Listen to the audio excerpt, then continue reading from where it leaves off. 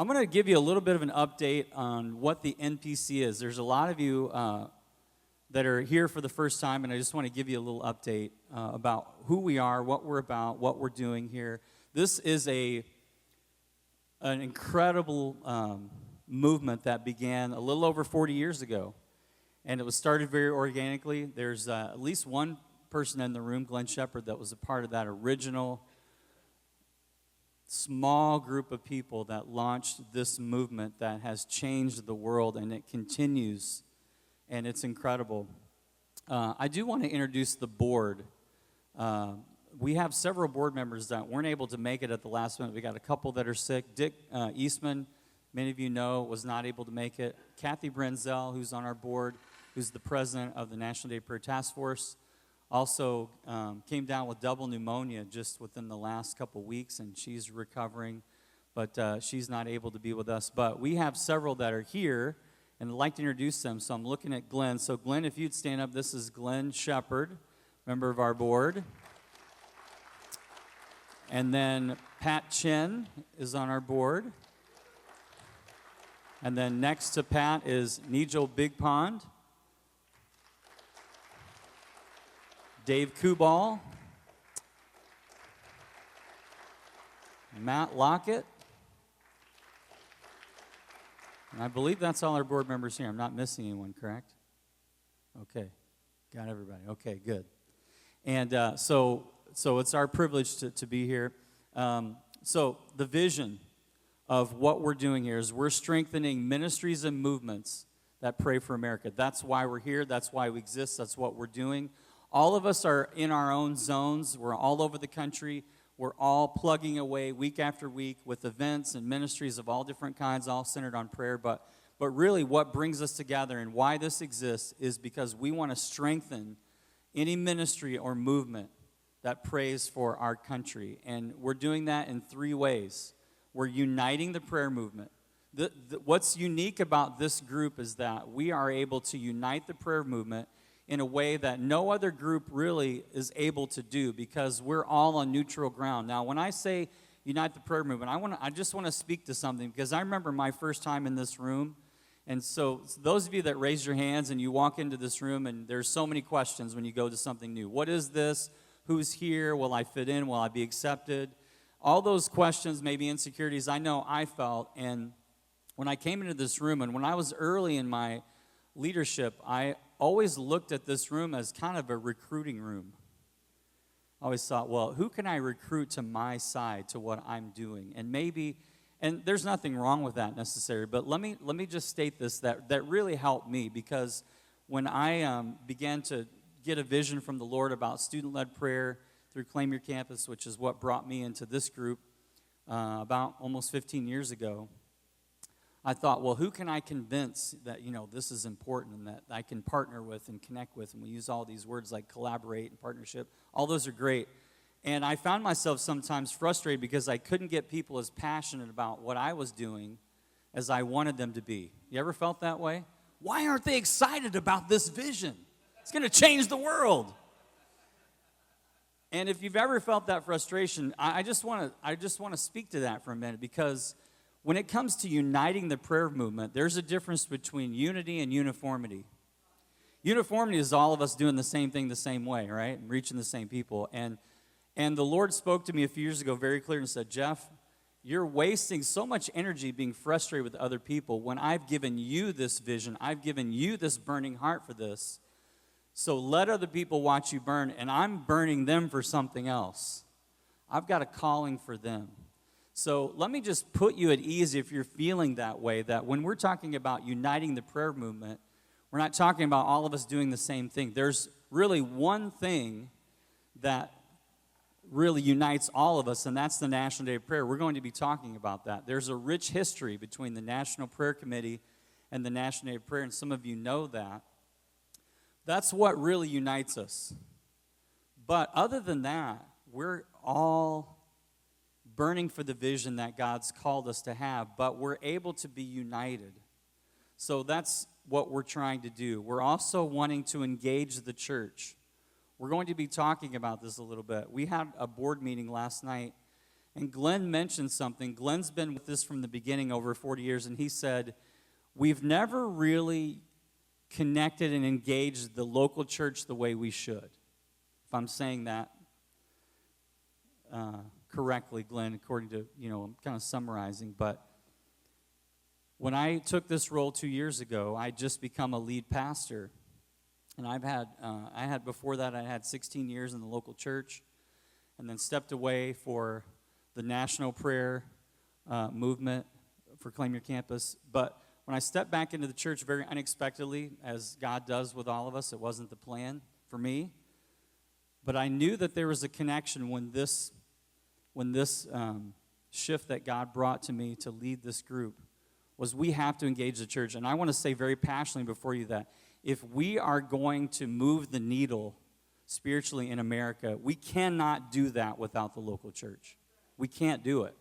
We're all doing great things. We're all doing wonderful things. We're doing things the local church, in terms organizationally can't do, but they're something that we need to do together. And God's given us a vision for that, and it's a big one. And it may be the kind of vision that even takes a few decades to accomplish. We're not sure yet. But let me just say that engaging the church is a really, really important thing for us. And then we're preparing for revival. I think that's another part of our piece of our heart that unites all of us, is that we want to see revival in this country and in the world. Amen? Now, come on now. Let's get a little bit more energy around that, because I know we all feel strongly about that we want to see revival in this country. And in many ways, we always are, but I really do believe that something shifted in 2020, and a few of us were here for this meeting in Orlando when we met that year, and little did we know that just within a few days, the world would turn upside down with COVID. But when we met there was something significant that all of us felt at that meeting. And I believe that we began to turn the tide towards revival back now 5 years ago. 2020 was 5 years ago. That just dawned on me. That's kind of crazy. So this group, if you're here for the first time, you just need to understand a little bit more about how critical this group is to our country. It seems audacious for us to think that the handful of people in this room could move the needle or turn the tide for a nation. But yet, with all the miracles that we've seen here amongst us, and with what we see in Scripture, I mean, we won't have to look any further than some of the stories like Gideon and know that it just takes a handful. And that's what we have, and that's what's building here. So we are preparing for revival. And so I want to show you just an updated brand of what we're doing. And my man Josh back there, one of my staff guys in there, created this. I said, I want to just show the new logo, the new brand for the National Prayer. So he came up with this really fancy thing that he made. So when it's over, just give him a round of applause, because I think it's kind of cool what he did. So here's the new reveal of the new National Prayer Committee brand. Here we go.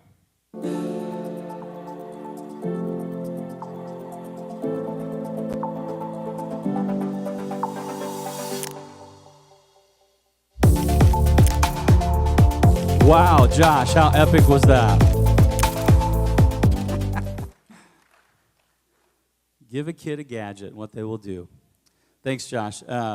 This is going to be our brand, and there's some things going on in this picture that if you look at it a little longer, you might see. But yeah, just an updated brand for us as we go into the future. So I want to talk to you a bit about membership. I just want to go over some of the nuts and bolts here. Sometimes I went to this meeting for a while before I knew some of this. So it's been a little bit since we've done this, but some of you may have questions. I want to try to answer as many as I can here. But this is a member-based group. Now, in the past, that's meant something for this gathering. We're going to talk about that because this has typically been a members-only meeting. We're changing that for the future, but many of you here are members, and to be a member of this group, you need to be a ministry or a leader that represents a regional or national prayer focus for what you're doing. And this is, again, an umbrella that combines all of us so that we can move forward together. Here's some benefits from being a member. If you're considering this or thought about that, or you're here considering maybe being a member, first is this connection to this historically important coalition of leaders. You may not have heard of the National Prayer Committee, but let me tell you, many, many people know what this is. And for some people, this is one of the best kept secrets out there, this group and what we're doing, because we have been a force for over 4 decades, and we continue to be. Obviously networked with the broadest prayer network, representing really a broad and eclectic range of ministries. The affiliation with the National Day of Prayer. Now, many of us are very familiar with the National Day of Prayer, but I just want to remind you, because every time I'm somewhere and I say I'm with the National Day of Prayer as chairman of the board, they'll say, oh yeah, the National Prayer Breakfast. Yeah, I know about that. We're not the National Prayer Breakfast. That's totally different. We're a completely nonpartisan, non-political entity. And Dion is going to share here later today a little bit more about the National Day of Prayer. But that is a strength and a gift that we have that, again, that unites us. If you're a member, you get a discount on this meeting, so that's always good. We're always trying to save money. Also, what we're doing here and throughout the year is you'll hear things in this circle, in this network, that you won't hear anywhere else. God really reveals very unique things about ways that we can pray. And as we gather more and more, as I think about what we need to experience here, is we need to hear from the Lord about how to be praying together in unity throughout the year, from year to year. And I know we hear very clearly, consistently, as we're gathered about what we can do together as we pray for America. There's also the participation in the National Day of Prayer event in Washington, D.C., and I want to bring some clarification to that, because for many people, that's one of the main reasons they might want to become a member, is because they can get their foot in the door in D.C. for whatever reason. But let me just explain that the National Day of Prayer observance in Washington, D.C. is a very significant moment for the country, but there are tens of thousands of gatherings around the country happening on that day. And my encouragement to you is, if you're a part of this movement, number one, you need to be engaged in the National Day of Prayer. And when I say that, I'm not saying, oh, you need to be in D.C. every year. In fact, really, a lot of us would be better served to the movement to be in our own community on that day. But as you know, D.C. is an expensive place. And so if the Washington, D.C. observance is something that you want to experience, you just need to know that depending on year to year, it's a really hard event to manage. There's people coming and going and people wanting to get in the room. And for us, I want us to approach D.C. with humility and say, I'm not there to posture. I'm not there to post on social media, although that's fine. I'm not there to meet a politician or to get the platform. I'm there to pray, to humbly seek God. And you need to know that for all of us that go that are a part of this group, typically we don't contribute maybe necessarily financially to the National Day of Prayer Task Force as an organization, but for every seat that we take up, that's a cost towards the National Day of Prayer. And I know you understand that because you lead ministries, and every seat matters, right? So my encouragement to you is, if you want to be a part of the National Day of Prayer observance in Washington, D.C., just know that sometimes the space is limited. It's not an automatic, like, oh, I can go, I can be a part of it. And if you do, I just want to encourage you to contribute towards the National Day of Prayer. Because it's easy for us to think, oh, it's this big entity, it's this big organization, and it is massive in its mobilization efforts. But like all of us, every dollar counts. And I know I'm speaking for Kathy here when I say this, and Dion, feel free to share more later, but for years I attended, I didn't understand how that worked. But if you're going to go, just let me encourage you to contribute in some way if you're going to go. And it is wonderful if you ever want to be there for the observance, and you'll get information updates in your email on that. So enough about that. Member responsibilities. There's an annual due, and we'll talk about that. There's also responsibility to support the National Day of Prayer. Again, it's what unifies us. The attendance and promotion of this conference. Now, for years, again, this conference has been led where all of us that are members have brought guests that could be potential members, but I'm going to share more in detail later, but we're going to open this up. So I'll share, with some specifics. But what I want you to know is, if you've been a part of this before, you don't need to ask anymore, can I invite someone? The door is open. We want prayer leaders and influencers of any kind in this room when we gather every year. It's not just for members or guests. But this will be an important moment for this movement as we meet every year. So the member dues is $250. I know this is just fun, exciting stuff. You're on the edge of your seat.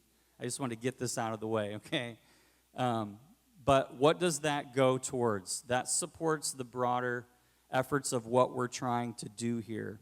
That allows this group and entity to be represented in different places throughout the year, and I'll talk a little bit more about that. But it also provides growth for what we're doing. So it is for cost. It's also for support, and I know you understand what that means. So that's a little bit about when I joined this, I wasn't quite sure. Where's that money going? What's happening? I want you to know that now as the chairman, that money, every dollar counts, and it's not wasted. Often if I represent the NPC at an event, I sometimes and quite often will cover it at my own personal expense, because I want every dollar to go into this ministry as much as we can. So if you're a part of this, you just need to know that that's a little bit about how it works. The process of becoming a member. There's an application on the nationalprayercommittee.com website. You can go to that. And then there's an interview process with someone on the board, myself or another. And then there's a vote of approval from the executive board. So if you've always wondered, how do I become a member of this? That's a little bit about the nuts and bolts of how that works. Now, let me give you an update as chairman about the last year. I want to let you know that throughout the year, I'm representing the National Prayer Committee in several different ways and traveling to some different places to do that. In January of last year, we had our gathering in Las Vegas, and some of you were there last year. In February, I was down in Waco, Texas for the Collegiate Day of Prayer event, which we're going to hear about, which is just this amazing movement. In March, I was a part of the National Student Prayer Gathering in my hometown of Grand Rapids. In May, I was in D.C. for the National Day of Prayer. And also know that throughout the year, as all of us, we're doing interviews and podcasts and things representing us. But then in September, participated in the Global Day of Prayer for America.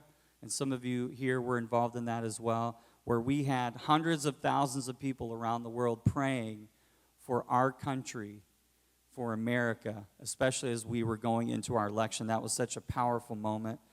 I attended the National Day of Prayer Summit with all the state and regional coordinators. That was in San Diego. And then in October, we had our board retreat.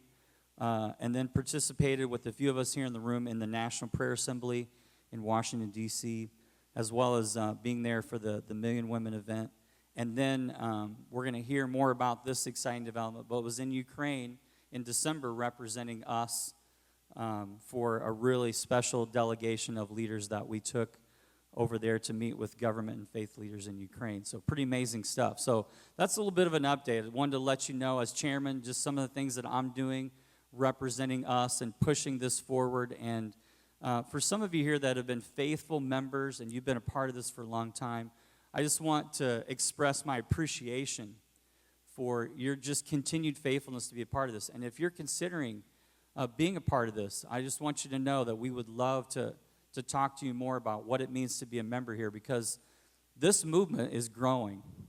And there's really an exciting vision and future ahead of what God wants to do with this group, and we need more and more people to be a part of that. So that's a little bit of an update. Now, I asked Matt Lockett, one of our board members and close friend, to share just a little bit of a rewind and a refresh of what he shared last year.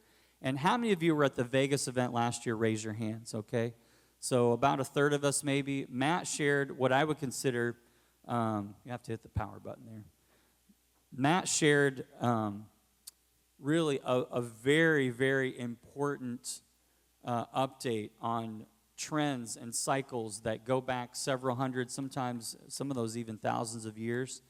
And Matt is a historian. He's a person that has an eye for seeing God move around the world. And Matt leads the Justice House of Prayer in Washington, D.C., and many of you know the accomplishments that they've had. But, Matt, I just asked him to come up and share a little bit about an update from what you shared last year. Thanks, Geoff. Well, good morning, everybody. Can I just see the hands again for those of you that heard me give this talk last year? Okay, maybe a third of the room. So what I'm going to hit right now, I just have a few minutes. I spent an entire session going over this last year. This was one of those fun ones where it got really, really serious, and by the end, nobody was smiling. If you were there, you know by the end it was sort of like, I don't believe this, or, oh no, what are we going to do now? And I gave a talk called The History of Our Future. And, Geoff had asked me, do you have anything you want to update us on for this year? And I thought for a second, and I thought, well, there have been some significant things, a couple of things that have happened in recent months that have had a global impact. So I thought if I could just take maybe 10 minutes of your time this morning and catch you up. If you didn't hear last year's talk, do we know, was it recorded? It was not recorded. So there's this little phrase called snooze, you lose. So if you missed it, you missed it. I have been fortunate enough to be mentored these last few years by a man named Fred Markert. And if you don't know who that is, I'll just spare you his bona fides, but I'll just give you one endorsement that I think carries a lot of weight. Lauren Cunningham of YWAM said that Fred is one of the foremost missiologists on the planet. And now that's an incredible statement. And so I've had the privilege of being mentored by him for the last few years on the content that I shared last year and this update that I'm going to give you right now. What I want to focus in on is, in particular, if you want to go to that second slide, this one, I want to focus in on the geopolitical cycle. I went over multiple cycles of history last year, generational cycles, socioeconomic cycles, civilizational cycles, but this one in particular, we need to be paying very close attention to. Now, this is America's National Prayer Committee. To be in the room, you're focused on America, but listen, we're not here to pray for America so that we're just blessed beyond belief and our bank accounts are flush with cash, right? No, we're contending for America because I believe God has his own purposes for this nation in the grand scheme of the advancement of the gospel. Can anybody in here say amen? Okay, we believe in preserving America for a grand purpose, not just so that we are blessed financially and have peace in our homes. So with the geopolitical cycle, this is what you have to understand. I'm going to be very quick about this. There's a pattern to this, to use a New Testament Greek word, the chronos of time, the sequential time. The word chronos points to a cyclical understanding and a deeper meaning of the patterns of time. So this is biblical language I'm using with you right now. What you can observe is that there is a geopolitical framework that follows a pattern that repeats over and over and over throughout history without exceptions. So the way that works is you will go from a unipolar cycle, which is when one nation has risen to the top and is the predominant superpower. And then when that destabilizes, the world will go into a multipolar cycle, and that's where multiple nations, you understand how this works, multiple nations will be vying for power. It's kind of like if you watch Shark Week, it's when they chum the water, and when there's bait in the water, all the sharks come circling in. That's a multipolar cycle. That will get resolved through numerous conflicts and war. It always is resolved with war. And then that will result in a bipolar cycle where two nations, two powers will emerge out of that cycle, and they will square off against each other. Now, in an indeterminate period of time, one of those two will be less wicked than the other. I never want to say that one's more righteous than the other. It's not the way this works. That will be resolved by one being less wicked than the other, and then that ends in another unipolar cycle. So that repeats over and over and over and over throughout human history. And what I want to do is just kind of give you a snapshot. I showed you this last year. What that looks like in 2,000 years of church history. Now, I kind of take my marching orders, and I believe not so much a model to repeat, but a posture and a mindset that must be repeated from a man named Rees Howells. So the last time we were in a multipolar cycle was in between World War I and World War II. Now, Rees Howells had answered the call to be a missionary in Africa, and he was at the very tail end of the last big missions thrust, which was the student volunteer movement. You guys know this language, what I'm talking about? And so he was one of the last ones that went to the mission field, but he actually went in 1915, right when World War I had broken out the previous year. And so he was in the mission field at the beginning of a multipolar cycle, and when he came home in 1920, he had made a profound observation. The walls to the gospel the doors to the gospel were closing around the globe. Walls were going up instead. And he asked this question. He said, we're sending missionaries, but do they know how to pray? He saw that was the determining factor for the new world that they were entering into with the end of the unipolar cycle of what was called the Pax Britannica, okay, the peace of Britain, the British Empire, 100 years of relative peace around the globe, stability. As the world transitioned into a multipolar cycle, he saw that missionaries needed to know how to pray. So that as these walls are going up, missionaries needed to be able to pray through them. Now listen, I believe that the church was designed to thrive behind enemy lines. Okay? So we understand that the church is going to span the full spectrum of all of these cycles, but there are things that can be observed of what happens during these cycles. So if you want to go to that next image, I want to give you this quote from, the third one. Yeah, this quote from Rees Howells. He established a school in 1924 to begin to teach young people in how to pray and how to give their lives to intercession for the advancement of the gospel. And in this multipolar world, he made this statement: every creature must hear, therefore the doors must be kept open. That's the posture I'm talking about. There's a different posture here where it's not that we're going to go because the doors are open. It's that the doors are closing, so we have to pray in such a way that we hold the doors open. You understand? That's a different kind of prayer movement. And so I really take this as an inspiring statement. Now go ahead and go to the next slide here, and I'm almost done. This is, I'm going to show you 2,000 years of church history. So let's look at the advancement of the gospel. This graph is going to show you the percentage of the globe that has been Christianized, that the gospel has penetrated. And so beginning with the death of Christ, we can see that by the year 476, there was explosive expansion from 0 to 20% of the earth had been touched by the gospel. Now, the blue field that you see there, that's the Pax Romana, the peace of Rome. That is a unipolar cycle.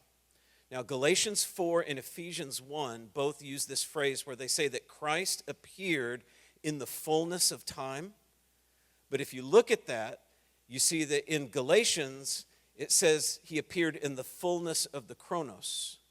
But in Ephesians 1, it says that he appeared in the fullness of the kairos.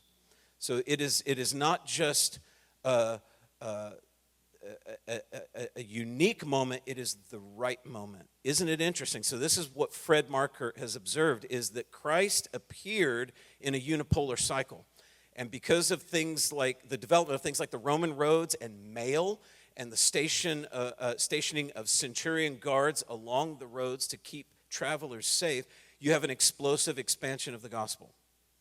Now, 476, you have the last Roman emperor of Western Rome is deposed, and then we enter into what comes next after unipolar?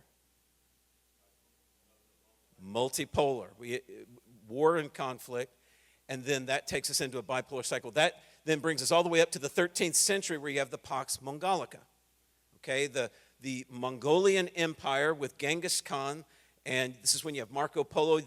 Look what happens. The Silk Road opens. They station security along that road. They give passports to people. There's free trade. There's a lot of cultural exchange that's happening. What happens? Gospel explodes. Then you get all the way up to 1814 when we end the Napoleonic Wars. Britain was less wicked than France, and so you have the Pax Britannica. So that's getting us up close to the century that we're in. But here's what you have to see, and this is Fred's research, is that the gospel expands during unipolar cycles, but it contracts during multipolar and bipolar cycles. Now this ought to shock us. This is one of the things that leaves a lot of us in disbelief, but this is basically what the numbers show us. The numbers don't lie. So let me say it again. The gospel expands during unipolar cycles, but it contracts during multipolar and bipolar cycles. So go ahead and go to the next slide. Let's get into this century. What you see then is at the end of the Pax Britannica, the British Empire, that ends in 1914 with the outbreak of World War I, taking us into a multipolar cycle. You see that the gospel is cratering at that point in conjunction with that. Like the advancement of the gospel is in massive decline. We see that the student volunteer movement, which started during a unipolar cycle and had great success, begins to crater. Right on the heels of World War I, you have the Great Depression. That is the death nail in the student volunteer movement. Mission stops.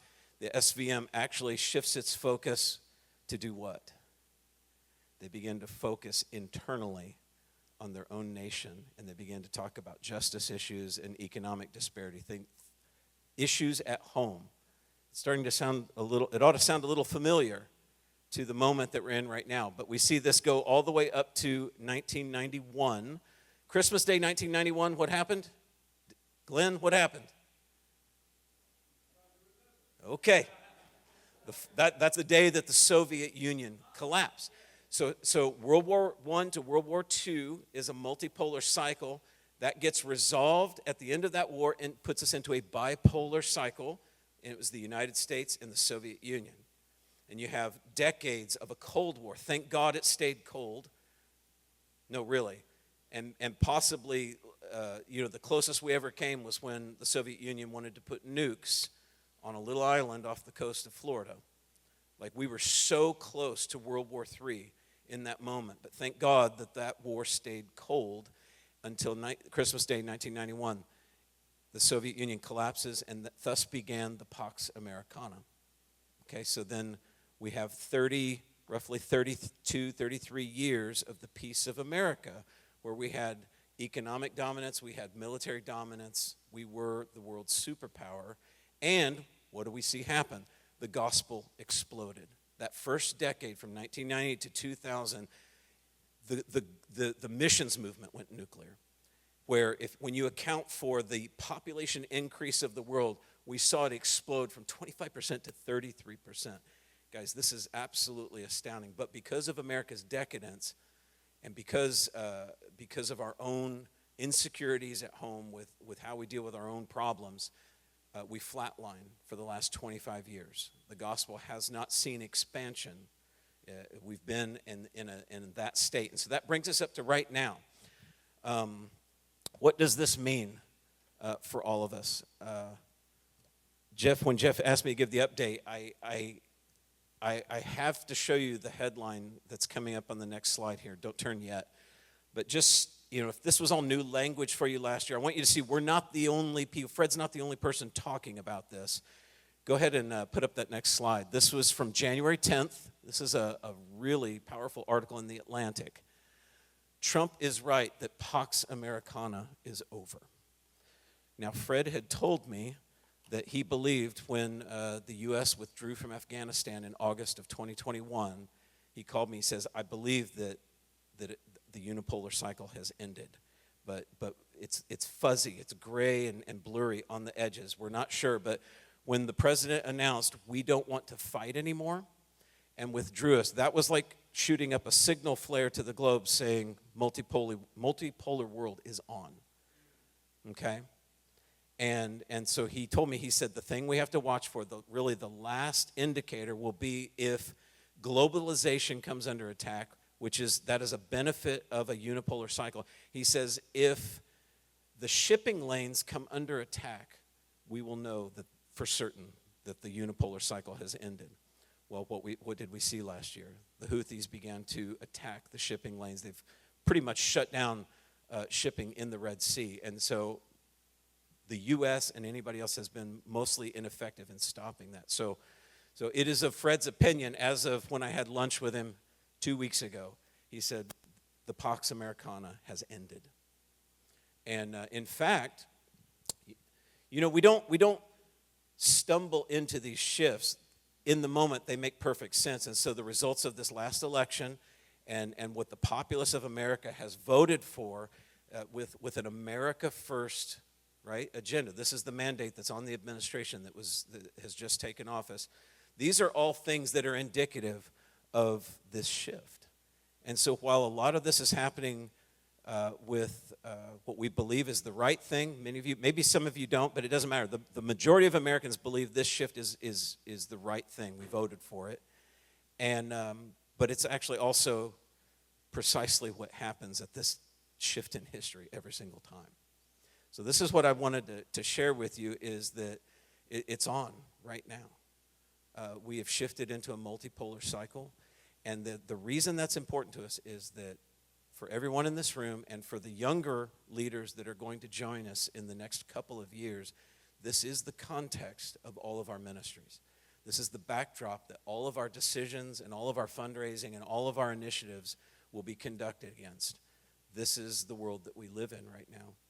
I would encourage you to look up this article and read it from a couple of weeks ago. It's very well written.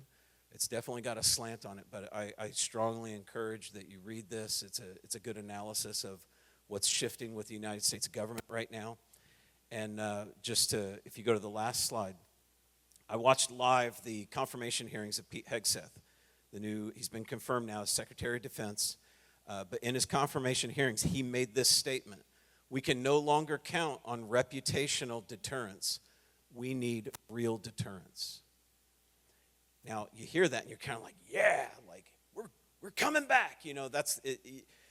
You need to kind of look at it through a different lens. That is a multipolar world statement.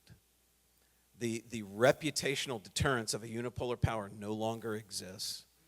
We are now in a multipolar world, and the administration that's just taken office is recognizing that we need to begin to what? What did he say he was going to do? Number one agenda: rebuild the U.S. military. This is the agenda that this administration is pursuing right now. This is multipolar language. Geoff, I think I'm finished, and I'll end there. But I just want us to kind of be up to date, and maybe you don't like what I said. That's okay. You don't have to like it, but you do have to live with it, because this is where we are. Well, I don't like it. There's over the last year, I've been watching very specifically 3 places in the world: Israel, Ukraine, and Taiwan. And this why this meeting is so good, and it's unique, because we're able to bring a perspective of intercession to a global stage, not just for America. And we're going to talk about what that means, because we are America's National Prayer Committee, but we also we stand in a place of influence, of intercession. So I want to talk to you for a few minutes here about how God moves a nation, because we're all called in some way to move a nation. We're going to look at an example in Scripture. So I want to take you back when I first got married. Now, my wife is not here. She's normally here. Many of you know Ariana. We just had our first grandchild 2 days ago. So very cool. Little bouncing baby boy, 8 pounds, 3 ounces, 1 foot, 9 inches tall. I prefer that measurement rather than long. He's a tall little fellow. So she's with him. When we first got married, I was youth pastor. And we went to our very first trip. It was a canoe trip as a part of this camp that we were just there some of our students were there. So we're in line to get in all the canoes, and the directors of the camp, they kind of saw this young couple that was in love. I mean, we were back from our honeymoon like a week or two, so it was all new. And we're standing there, probably just swept up into each other's presence and eyes and all that. And the guy said, now, you lovey-doveys here, I want you to be in the last canoe in the river. Make sure no one gets behind you. Sounded like a simple assignment at the time, no problem. So we get in our canoe, and we're making sure everyone's in front of us, and we realized very quickly into this trip that there's a few factors that kind of made it unusual. First, it had rained a lot the week before, and so this normal, very docile river was like pretty aggressive. No one there was trained in any way. They were just given paddles and thrown in. So I just want you to imagine a group of untrained middle schoolers in a canoe that had never navigated in any way in that environment, in this very swift and somewhat dangerous environment. And so we're just doing search and rescue the whole time. We're finding stranded canoes with kids crying this whole trip, and we're going over to try to help them, and we're getting this kid out, and we're losing canoes as they're going under the water and not coming back up. That's kind of a strange thing, and we just didn't want that to happen to any kids, right? So we're going, and we get to this point in the river where we see three girls in a canoe. They happen to be from our youth group, our church. And so we're going up to kind of help them. Their canoe was perpendicular to the river that's going this way. Their canoe was kind of trapped by this tree that was overhanging. We went over, and we weren't able to control our speed, so we kind of bumped into them as we kind of slid in sideways. And we did just enough to where it started to rock their canoe, and all of a sudden the water started to pour in, and this canoe starts to go under. So very quickly, two of the girls got out. One was not able to get out of this canoe. It's important to know in this story that the girl that couldn't get out of the canoe was my boss's daughter, the pastor. And she couldn't get out of this canoe. And I'm standing there watching my career flash before my eyes. I had just started. I'm like, it's over. I'm going to be the shortest term youth pastor ever. 2 weeks. So I'm watching all this happen. And as the canoe starts to go under, my wife and I talk about to this day, that young lady grabbed onto the side of our canoe, and then I began to not only see my career flash before my eyes, but I began to see my whole life flash before my eyes as our canoe started to fill with water. And I remember her trying to pull herself up against the current, and we can still see it in our mind's eye as she is grabbing onto the side of our canoe, and water is just rushing over her face. And we're looking at her face through the blur of this water, of this river. And honestly, I was frozen. I didn't know what to do. I mean, it just all happened so fast. I'm telling this story, but this all happened within a matter of seconds. And I'm looking down there, and I just froze. Now, I've spent a few decades with this woman I'm married to now, but I didn't know her quite as well then. I looked over at her, and she had this look in her eye. And she reached down, and it was like Xena Warrior Princess overtook her body. Now, that's an old reference, but that happened to be, I think, a series when this all happened. Do you guys know who Xena Warrior Princess is? If not, I think you get the picture. And against the current of that river, at a person that weighed more than she did, she pulled her up into that canoe against the force of that river. And I was just sitting there watching the whole thing. And I remember thinking to myself, I looked over at her and I thought, note to self, never make her mad. What I saw her do in that moment of peril, just the power of a person engaging. When God moves a nation, it doesn't happen by committee. It happens by a person. God stirs the heart of a person, and then he begins to use them to move a group. Whether it's a nation or a church or an organization or a movement, It is a fire that happens within the heart of a person. Now, our nation needs to be moved. That's one of the reasons why we're here. We're here because we need to see a nation move. Now, there's something really interesting that I want to show you here, some data about how 2024 was a historic year for humanity. Look at some of this data. In 2024, 40 countries, and you see some of the list there, India, Pakistan, Taiwan, Russia, United States, South Africa, Mexico, amongst others, they elected their leaders in 2024. 41% of the world's population, 3.2 billion people, 44.2 trillion of gross domestic product. Now think about the shift that happened last year, in the calendar year of 2024. It was a historic year for humanity. And as Matt shared, we need to understand the context in which we pray, in which we lead, in which we're calling people to pray, as well as praying ourselves. I want to take you back to 1800. Look at this data here. In 1800, 96% of the world's population was in a closed autocracy, meaning they had no voice in electing their leaders. There's about 1 billion people in the world in 1800. We represented in the United States about 0.005%, a little over 5 million people. 1944, that shifted a little bit to where 80% of the world's population was in a closed autocracy, meaning only 20% of the world in 1944 could elect its leaders. Now, we all know in 1945 the world changed, World War II ended, and things began to really change in the world. And in context of what Matt shared, we went into a bipolar environment where the United States and the Soviet Union were the world leaders, and then we emerged. But look at what happened between 1944 and 2024, where now 18% of the world is in a closed autocracy, meaning 82% of the world could elect its leaders. Now, I want you to understand how significant that is. And the reason I say that to you is because, to me, this is hard data that shows the influence of the United States on the world. We're not the best country. We got our problems. When I say we're not the best, like we don't have everything all together. You know what I'm saying?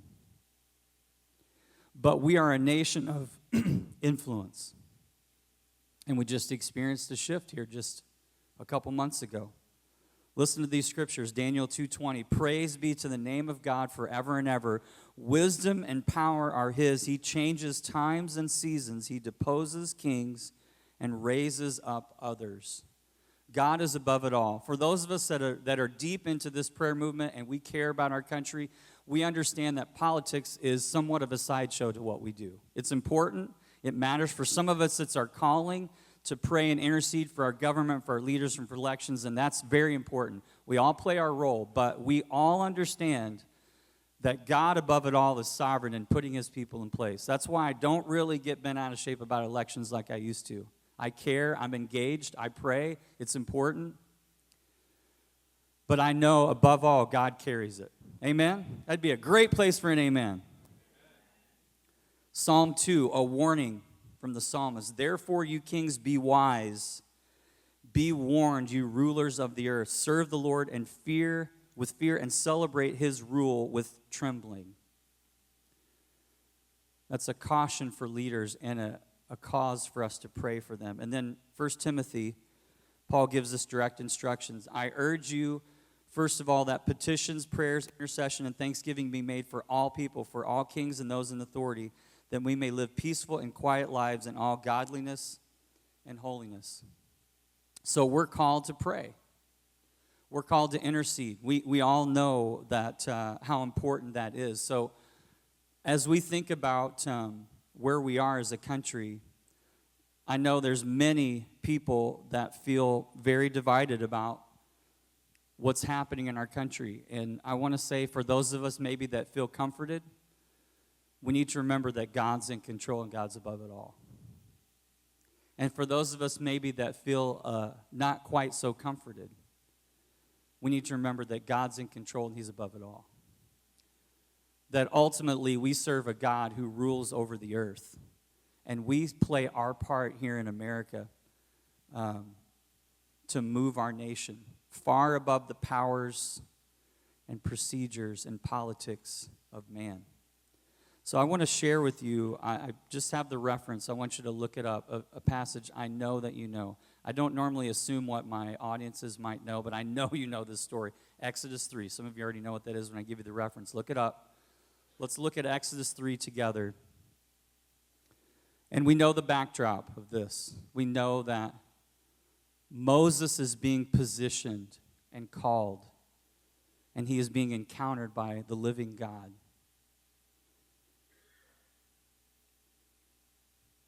So in Exodus chapter 3, we read this. Moses was tending the flock of Jethro, his father-in-law, the priest of Midian, and he led the flock to the far side of the wilderness, and he came to Horeb, the mountain of God. And there the angel of the Lord appeared to him in flames of fire from within a bush. And Moses saw that though the bush was on fire, it did not burn up. And Moses thought, I will go over and see this strange sight, why the bush does not burn up.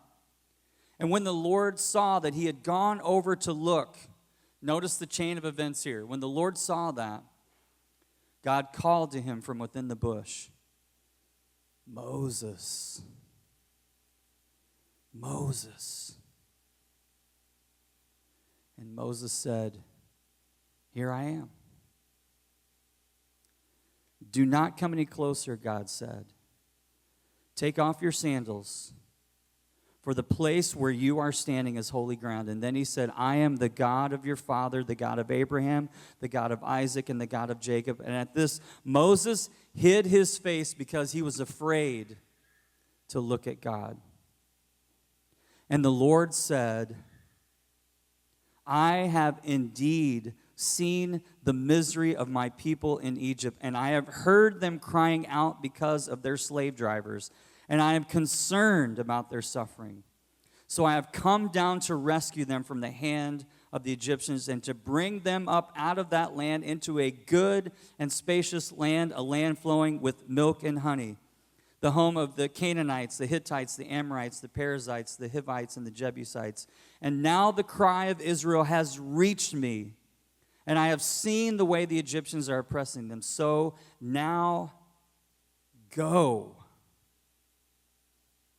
I am sending you to Pharaoh to bring the Israelites out of Egypt.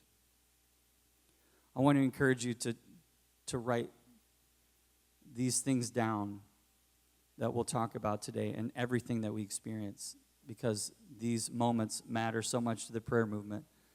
But I want to talk about how God prepared Moses for that moment. You know, God had prepared this man for this moment. We all know the story of Moses' upbringing and how unusual it was, and how God was uniquely positioning Moses for this moment to be called into moving a nation. But God had begun preparing him from the moment he was born. And we know the story. We know that not only was he positioned from the moment of birth, being raised in royalty as a foreigner, living in the palace of Egypt, and with all the rights and privileges, and then we know of his mistake and of his exile, and here we find him at 80 years old. I think it's interesting, his age. He's 80 years old. And no offense to anyone in the room, but that is old.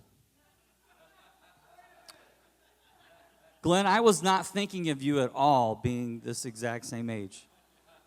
Moses was so old, if he walked in an antique store, they wouldn't let him leave. That's how old he was. He was so old that he didn't sleep with his teeth in the same room. And if I can be a little risque with this group, he was so old that his idea of getting lucky was remembering where he parked the car. That's old. Is that okay to joke like that? My wife's not here. She would scold me for that later, but he was old. He was maybe considered at the end of his run, and yet God intervened and spoke to him. And I just want to say to anyone here that might be feeling like you're reaching the end, you never know. God's preparing all of us for something. And just as God uniquely prepared Moses, He has uniquely prepared you. He has uniquely positioned you. I know you've thought of this. I know you've reflected. I know the Lord has spoken to you about this, but can you imagine, could you have ever imagined the road of your life up to this day leading to you being here right now? For some of us here, in our wildest dreams, we could have never imagined we'd be in a room like this. We could have never imagined we'd be in a position like this. And for whatever reason, God prepared us for this. Some of the ways that God prepares us, these are some of there's a list here of things that I think about and just how God prepares us. Our past, the people in our life, our passions, our personalities, those things all prepare us, and you've been prepared, and you're being prepared right now. And I would also say to the broader context of our group is that we are being prepared for something. That God is preparing this movement, this group, all these ministries in unity for something. Now, when I grew up in my little small 900 square foot house that was very old, and it was in such bad shape that a few years ago it was demolished. It no longer exists. It was a pretty rough home. But we had this living room, and in this living room we had what's called a multiplex stereo. Some of you don't even know what that is. Big cabinet with speakers and a record player, and inside that cabinet was a place to store what we call today vinyl, which we used to just call records. And this was my place of prayer in the house. I would sit by this multiplex stereo. I would what I would kind of do is I would just kind of lean up against the back of this stereo, and I would just sit there, and that was the place where I spent a lot of time as a young believer praying. And one of the things that always engaged and also distracted my prayer life was praying for my future wife that I hope to have one day. And then I'd go off on a tangent in my mind. What's she look like? What's her family like? Where does she live? All those stuff, And a few years later, after growing up, I graduated college, getting ready to start ministry, getting ready to get married, and my dad was retiring right at the same time, so we were all moving at the same time. So we're sorting through our whole house, and I'm sorting through this multiplex stereo cabinet, and inside I found something that was a few inches away from where I spent years praying. And I found this 8-track. Do you know what an 8-track is? Worst music form ever. But there's a picture on this 8-track tape, and I want you to see, this was the picture I saw. Now this, if you look up in Wikipedia, picture from the 1970s, I think this might come up. This is like the quintessential picture that just kind of captures the 70s. The shag carpet, the whole thing, the clothing. And my mouth dropped open when I realized that I was looking at a picture of my in-laws. Those two fine-looking folks there on the left, that's my father-in-law. That was back during his Mafia Man stage. How'd you like to ask that guy for his daughter's hand in marriage? That was not easy. And that's my mother-in-law. That 8-track somehow made its way into our stereo cabinet, was there most, if not all, of my life. God was preparing. Do you know that God is preparing you for something? And here's what I found is when God is ready to move, there's almost always a discovery that's made. If you've made a discovery, might I suggest that God's about to move you somewhere? Because when you discover something, God's about ready to move you. And let me say that some of the discoveries that we make as we're here together as intercessors over our country, I keep wanting to say intercessors for America, but if I say that, every time I say that, I have to give Dave $5. So,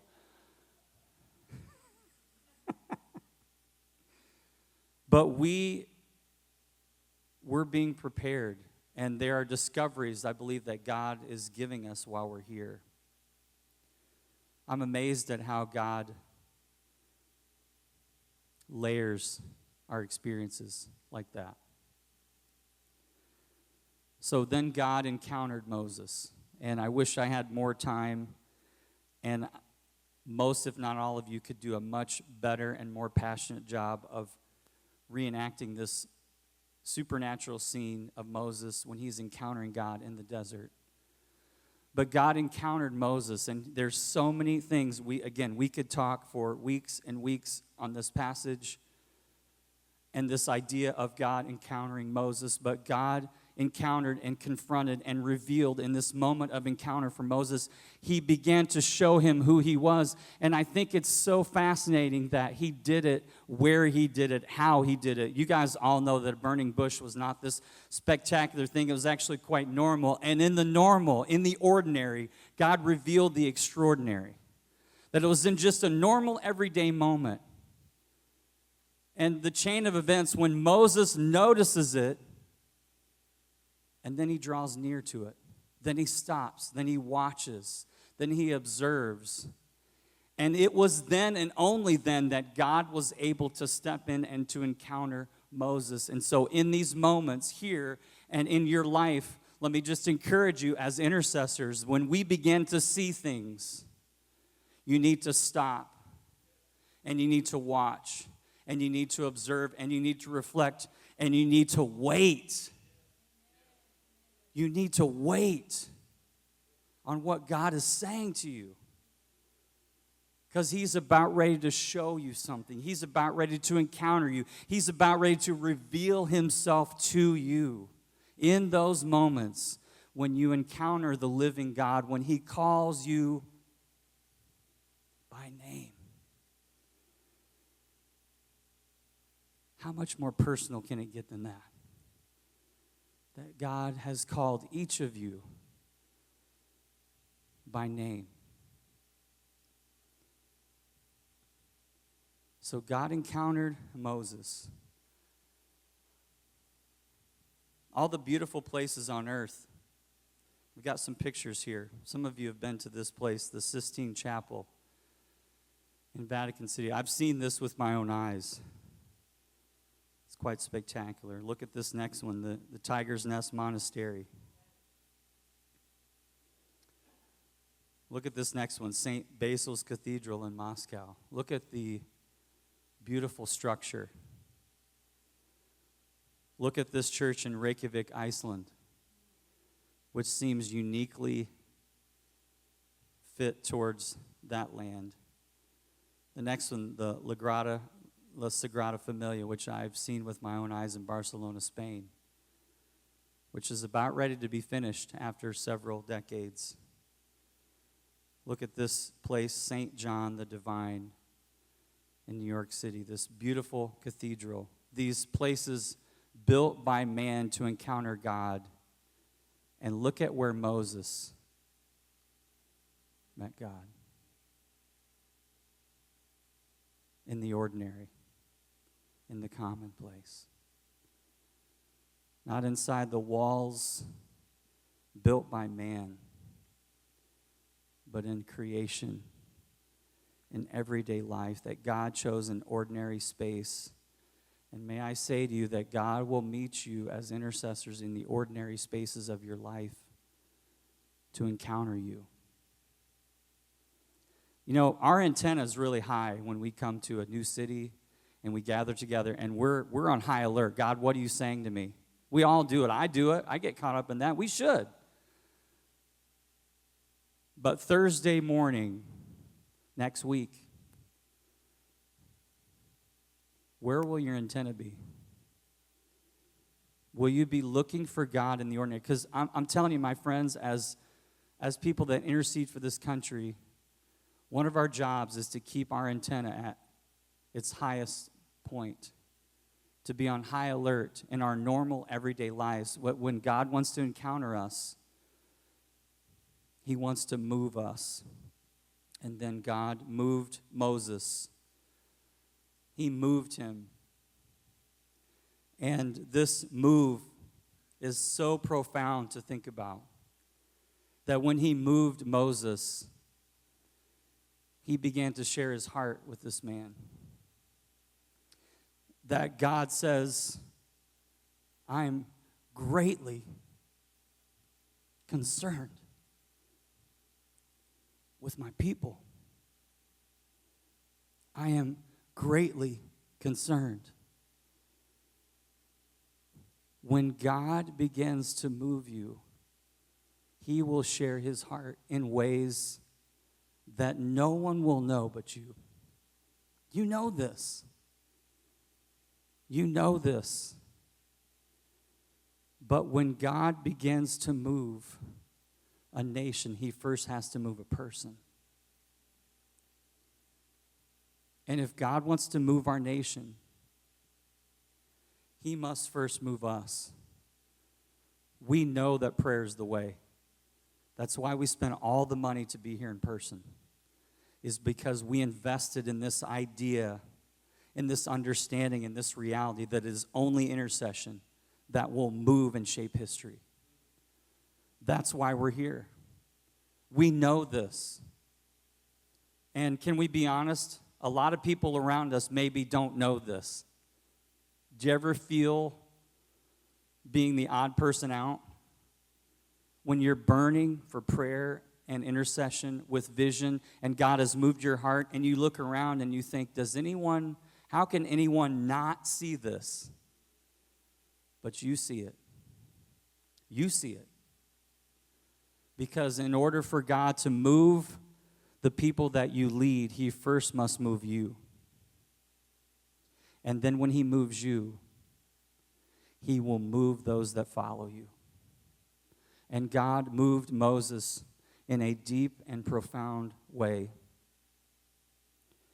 I believe that one of our primary jobs as leaders, specifically as intercessors, is to keep the fire burning in our souls. Is to not let the flames, or maybe right now, this moment, the embers of the burning bush ever go out in our souls.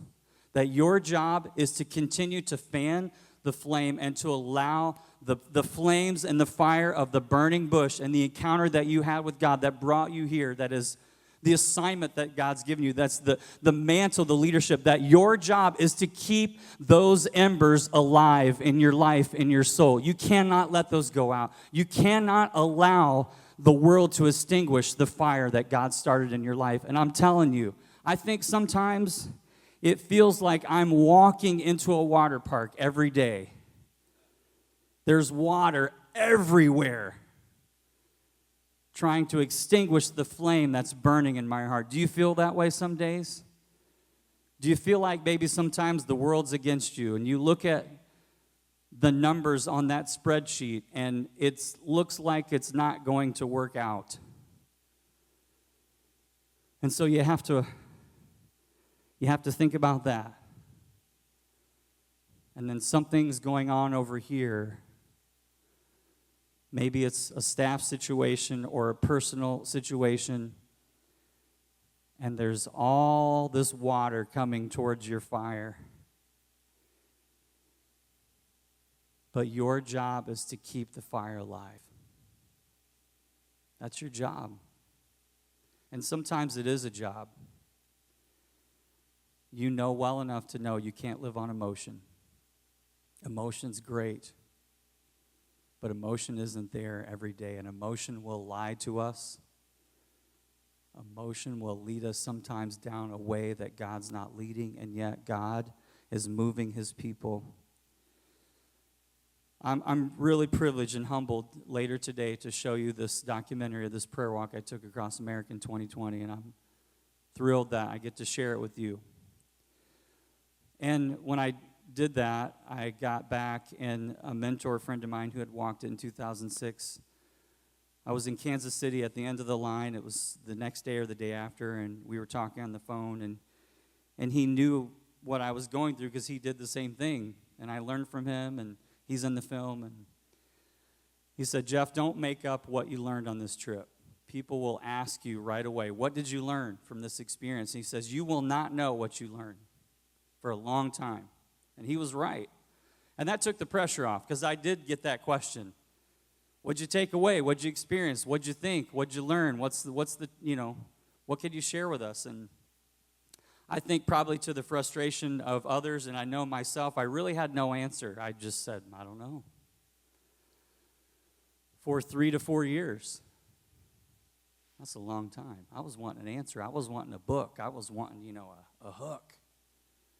And it wasn't there.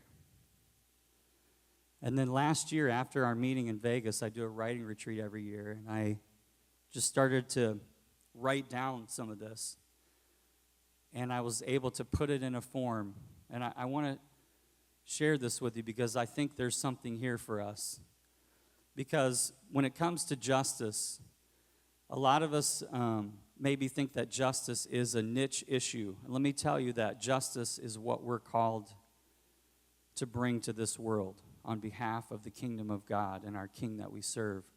Justice is not just about race or economics or these side issues. Justice is what we're all called. And when I say not just intercessors, I believe that as sons and daughters of God, our job is to bring justice in the world. And that begins to happen when we see that something has been taken away from someone or something, and it's God's move to return that to who it belongs to.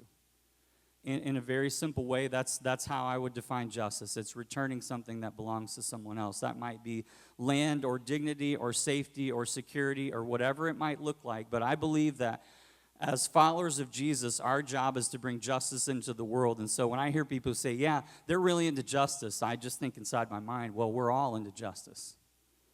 You know why I know that? Is because there's something that you see in this world that drives you nuts. And I've made it my practice to never complain about something that I'm not willing to engage in and change. So, a justice trail, it's a process. There's 3 things I took away from it. A justice trail begins with a problem that you can't ignore. And I believe this problem haunted Moses. He was haunted by this problem that he could not look away from. I want you to think about the problem that keeps you up at night. The problem that brought you here. The burden, the heaviness, the weight of this problem. And then that leads to a pain that you can't imagine. If we look forward in the story of Moses, which we know, it went from this problem to this pain. And quite often, pain is what separates, pardon me for using this expression, but it separates the men from the boys.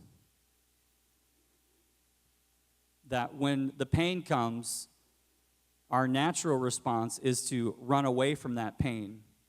And God says, I want you to stay in that pain. In fact, I want you to get as close to that pain as you can, because when you get close to that pain, you will feel my heart transfer into yours. And what I love as I look across this room, many of you, you've led for years and years, and you can't lead a long time without pain. You can't lead a long time without a wrestle and a limp that's marked you, that's kept you, that's changed you, that's transformed who you are. And as intercessors, I don't think there's an understanding for a lot of people that can relate to the pain that we feel. And so that's one of the reasons why I think prayer people, and I put that in quotes, are so odd sometimes, is because we are experiencing and seeing things that other people don't. And we don't know what to do with that. But there is a pain that you cannot even imagine. When I was walking across America, I experienced every kind of pain possible, spiritual, emotional, physical, all of it. But there was a deeper pain. There was a groaning. There was something I can't even describe to you, but I know you know what I mean when I say there was something far beyond the normal. And what I realized was God was preparing me during that time for today. It was the burden of our country. And then what comes out of that is a purpose that you can't imitate. There's a purpose that you have that no one else has. There's an assignment. There's a reason. There's a purpose that no one else can pick up that you have. That's why you're so critical to this mission. And so when God moves a nation, he first of all moves a person. I like to say when God moves you, he moves you. That when God begins to move you, when he begins to move you, he moves you. He moves you, and then he moves you. He downloads himself into you, and he stirs you, and then he moves you. And my prayer for us as leaders, as intercessors, as influencers, is that we don't move others without being moved ourselves. We've all had that burning bush moment that's an anchor for our soul. It's an anchor for our calling. In those hard days, we look back to those moments where we encounter God, but we have to continue to keep that flame burning. For some of us, it might be embers. That's okay. Sometimes it is. It's hard. It's not easy. But I'm praying that we would be moved by God, especially as we gather here today and tomorrow, that God would move our hearts. He'd move our souls. We would see something. We would hear something.